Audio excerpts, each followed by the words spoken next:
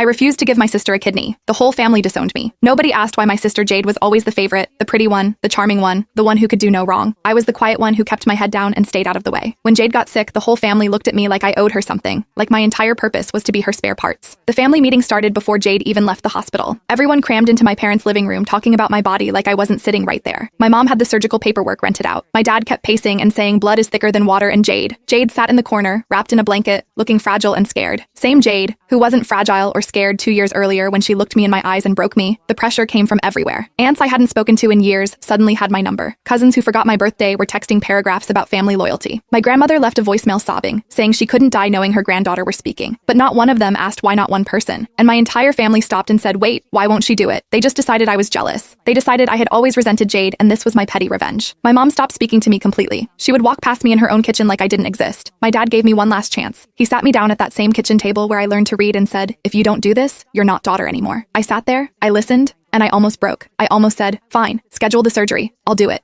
Then I remembered the night before my wedding, what I walked in on, what Jade whispered to me after, like it was nothing. I looked my dad in his eyes and said, no, he hasn't spoken to me since for 10 years. I thought the story was over. Jade got her miracle transplant. I got erased. Life moved on. Then out of nowhere, the hospital called. Jade's kidney was failing and they couldn't figure out why something in her records wasn't adding up, so they started digging. They needed family history. They needed answers. A week later, a thick envelope showed up at my door. Inside was a report and a note from a hospital worker during their review covered Jade's mental health screening from the original transplant standard procedure. Every recipient does one before surgery. In hers, she talked about me. She told the counselor she had done something that damaged her relationship with her sister. She slept with my fiancé the night before my wedding to see what he would do. Those were her words. A test she destroyed my entire life because she wanted to run a test. My hands were shaking, but I kept reading. The next page was about the donor. He was anonymous back then, but he recently contacted the hospital wanting to help Jade again, so they looked him up. His name was Christopher, my Christopher, the man I was supposed to marry. He gave Jade his kidney 1 year after I ended our engagement. They must have already together by then, the document showed. They got married 6 months after the surgery. 10 years of a life together. Kids, a house, family, vacations. My family spent a decade treating Jade like a saint and me like a villain while she was building her dream life with a man who helped her break me. I sat with that for a long time. Then I picked up the phone and called my mother. She picked up, already crying. She had just gotten the same envelope. A week later, my mom called Christopher Lede. I asked why she got by. Then she told me they found messages during the divorce years of them 8 different men. 3 were husbands of her closest friends. I hung up the phone and I laughed until I cried.